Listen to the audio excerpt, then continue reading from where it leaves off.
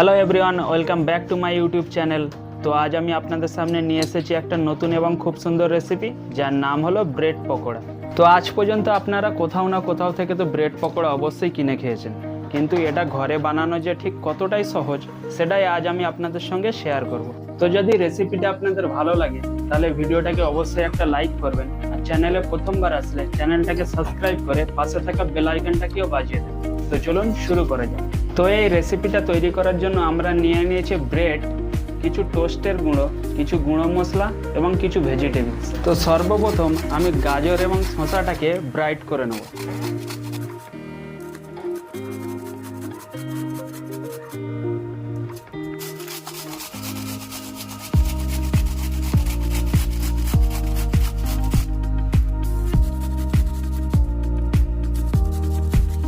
তারপর গাজর এবং শসাটা যখন ব্রাইট হয়ে যাবে তখন একটা পেঁয়াজকে কুচো কুচো করে কেটে নেব, ঠিক যেমনটা আপনারা দেখতে পাচ্ছেন।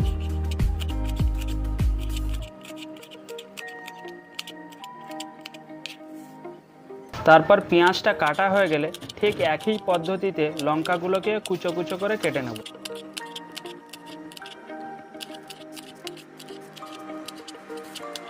তারপরে লঙ্কাটা কাটা হয়ে গেলে ঠিক একই প্রসেসে কেটে নেব ধনিয়া পাতা।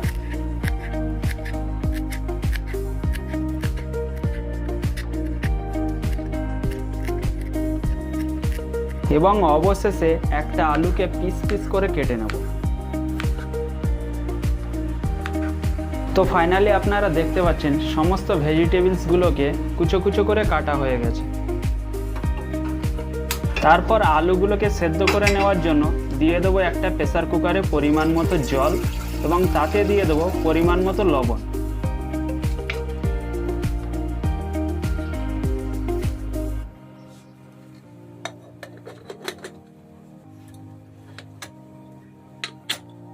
এবার আলুটা যতক্ষণ সময় লাগছে সেদ্ধ হতে, ততক্ষণে আমরা ব্রেড রুটিগুলোকে 3 কোনা করে কেটে নেব, যেমনটা ঠিক দেখতে পাচ্ছেন। আর এইভাবে একই প্রসেসে সমস্ত ব্রেডগুলোকে কেটে নেব।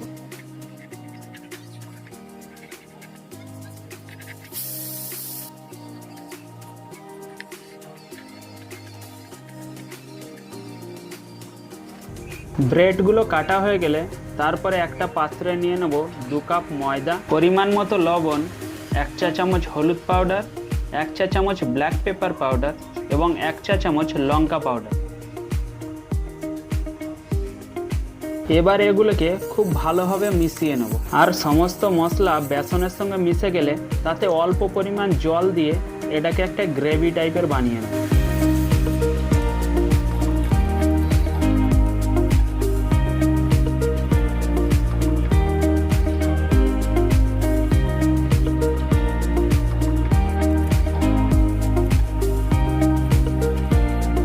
গ্রেভিটা তৈরি হয়ে গেলে এতে দিয়ে দেবো আদা বাটা এবং সেটাকেও ভালোভাবে গ্রেভির সঙ্গে মিশিয়ে নেব।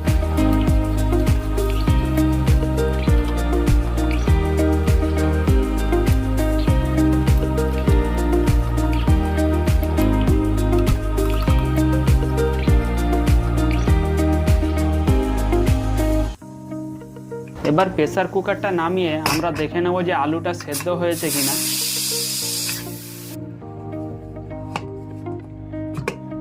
তো আপনারা দেখতে পাচ্ছেন আলুটা খুবই সুন্দরভাবে সেদ্ধ হয়ে গেছে। এবার আমরা আলুটাকে মাখিয়ে নেব এবং তাতে দিয়ে দেবো পরিমাণ মতো লবণ, 1 চা চামচ ব্ল্যাক পেপার পাউডার, অল্প লঙ্কা কুচো এবং অল্প ধনিয়া পাতা, এবং আলুটাকে খুব ভালোভাবে মাখিয়ে নেব।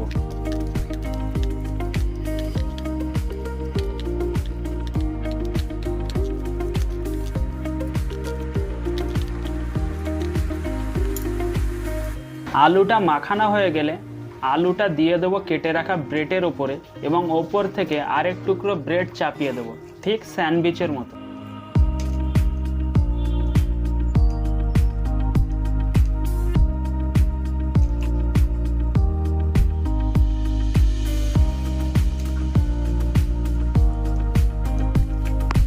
এবার আমরা সমস্ত ব্রেডগুলোকে আলু দিয়ে স্যান্ডউইচ বানিয়ে নেব।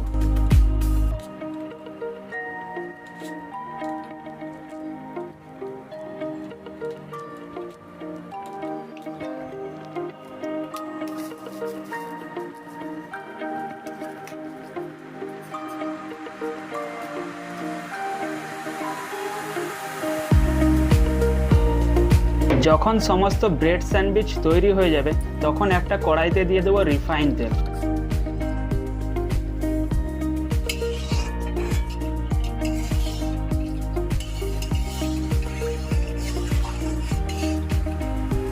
তারপর রিফাইন তেলটা যখন গরম হয়ে যাবে তখন সমস্ত স্যান্ডউইচগুলোকে বেসনে চুবিয়ে সেটাকে রিফাইন তেলে দিয়ে দেবো এবং সেটাকে লাল লাল করে ভেজে নেব। এগুলোকে ভাজার সময় অবশ্যই মনে রাখবেন গ্যাসের আঁচই যেন মিডিয়াম লো ফ্লেমে থাকে।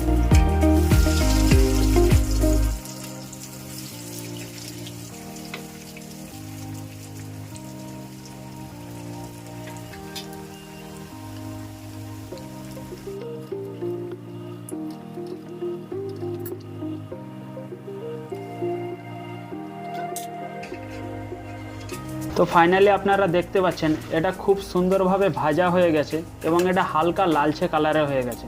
এবার এটাকে তুলে নেব এবং এই একই প্রসেসে সমস্ত ব্রেডগুলোকে ভেজে নেব।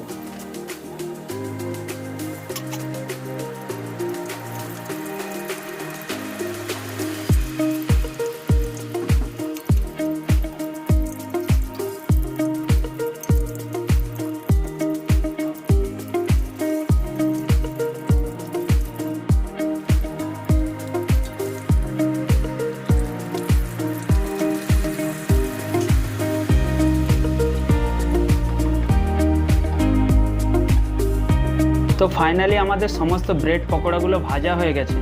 এবার আমরা একটা ব্রেডকে চাকু দিয়ে কেটে নেব এবং তার মধ্যে দিয়ে দেবো কেটে রাখা ভেজিটেবলসগুলোকে এবং ওপর থেকে দিয়ে দেবো হালকা করে টমেটো সস।